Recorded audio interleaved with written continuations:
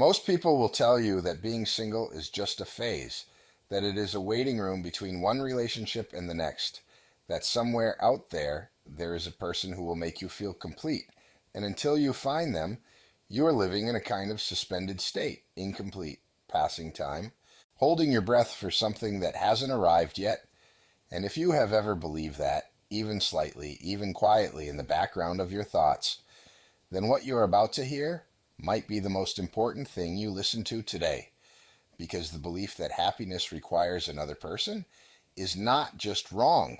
It is the exact belief that has been making you miserable. Not being single, not the absence of a relationship, the belief itself. That is what is doing the damage. Here is what actually happens when you carry that belief without questioning it. You stop looking inward and start scanning outward. You spend your energy searching for someone to fill a space you never stopped to examine. You mistake attention for connection, chemistry for compatibility, presence for meaning. You enter relationships not because you are choosing someone, but because you're escaping something. And when those relationships end or disappoint, I simply fail to deliver the feeling you were promised, you return to that same waiting room, more convinced than before that the next person will be the one who finally makes it work. This is the cycle. And the cycle does not break when you find the right person. It breaks when you stop needing someone else to make you feel like a whole one. The first thing worth looking at, honestly, is the question of identity.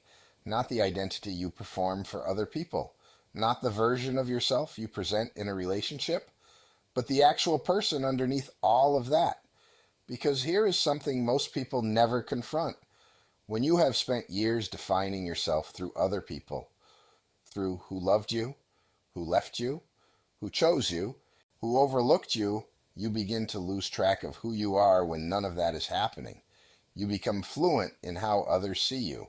You become very skilled at adapting to what a relationship requires.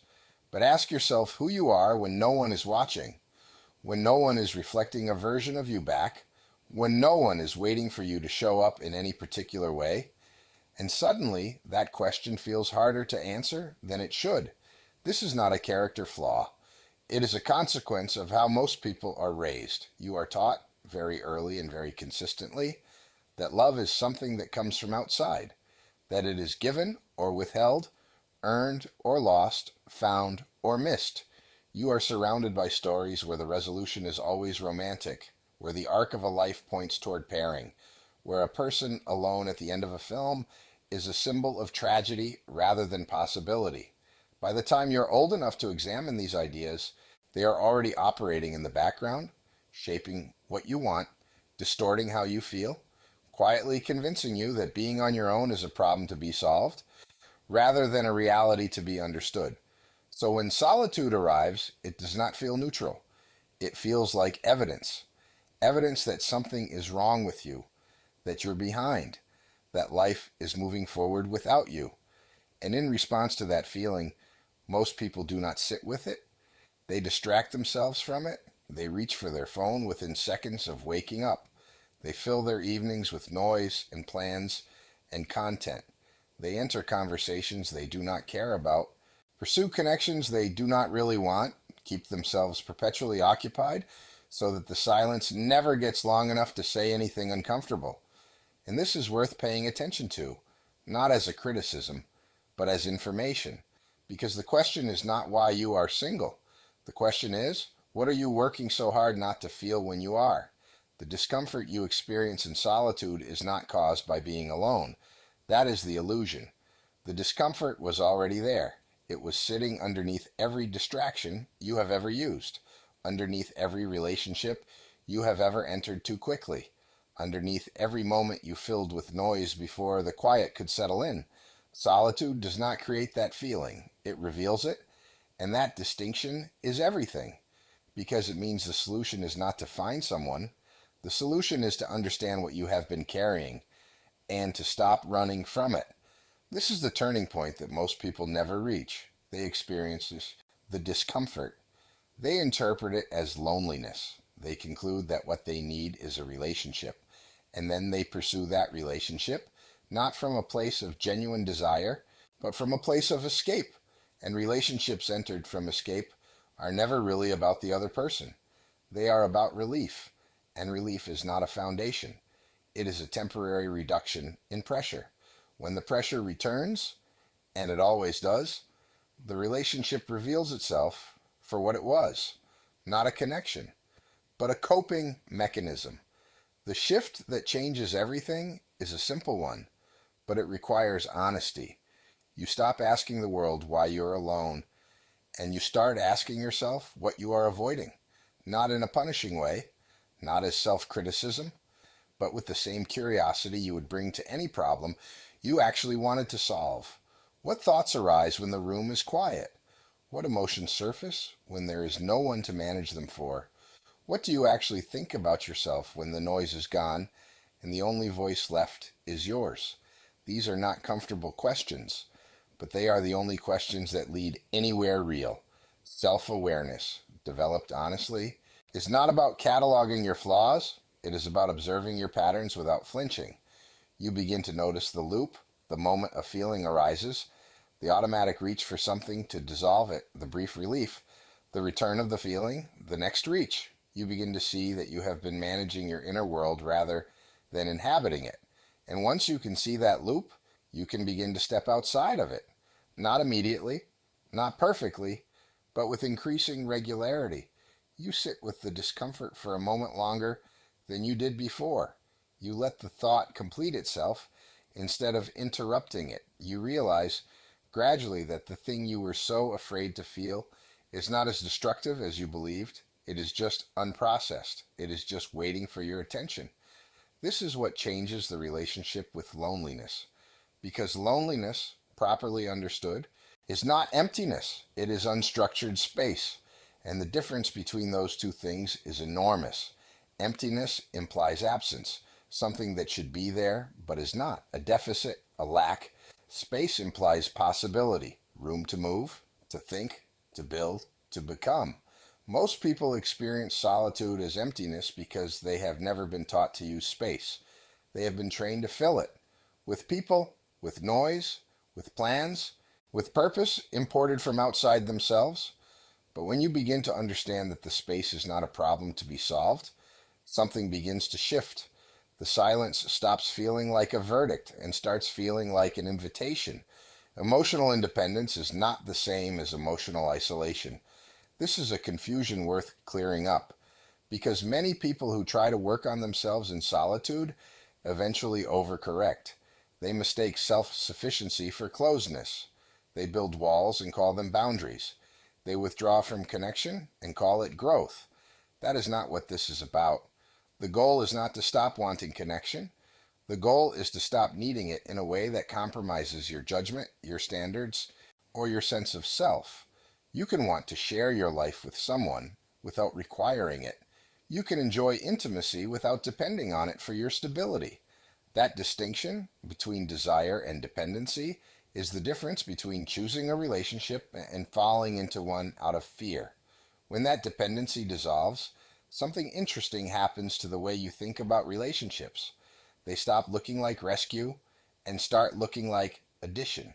You stop approaching potential connections with the question underscore underscore quote underscore zero underscore and start asking, does this person genuinely interest me? Do our values align? Is this someone I actually choose or someone I am settling for because the alternative feels worse? And the answers to those questions lead somewhere very different from where the old dependency used to take you. They lead toward clarity, toward selectivity, toward relationships that are actually good rather than relationships that are just present. Your standards rise quietly and naturally when the fear of being alone loses its grip on you, not because you become arrogant or difficult, but because you stop being desperate. Desperation is the emotion that overrides discernment. It is the thing that makes you ignore the early signs of incompatibility. That makes you invest in people who do not invest back. That makes you shrink yourself to fit into a relationship that was never designed for the full version of you. When that desperation is gone, not suppressed, not denied, but actually resolved at the root, you become far more capable of making clear decisions. You can walk away from the wrong thing without catastrophizing. You can be alone for another season without spiraling, because being alone at this point does not mean the same thing it used to mean. The internal life you build during this time is not a consolation prize. It is the actual foundation on which everything else in your life will stand. Interests that are genuinely yours, not performances of taste designed to impress someone. Habits and routines that support your energy and your focus. A relationship with your own emotional states that is honest rather than reactive. A set of personal standards, not rules imposed from outside, but values you have arrived at through your own experience and reflection. This is the material of a real life, not borrowed from someone else, not contingent on someone else staying, not dependent on someone else's approval to remain valid. From that foundation, you begin to design a life that does not require rescuing. You structure your time around things that actually matter to you. You invest in environments that support the person you're working to become. You make decisions about your work, your relationships, your daily rhythms that are aligned with your actual values rather than your fear of missing out. And something changes in how that life feels. It begins to feel inhabited, present, yours. Not a holding pattern, not a waiting room, but a genuine existence that has weight and texture and direction. A life you chose, rather than a life that happened to you while you were waiting for someone to show up.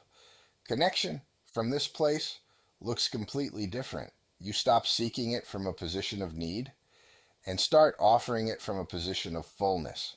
You enter conversations with real curiosity rather than with an agenda. You invest in friendships more deeply because you are not withholding your emotional energy for a romantic relationship that may or may not materialize. You become a better friend, a more present presence in every room you enter because you're not performing. You are not managing. You are not auditioning. You are simply there.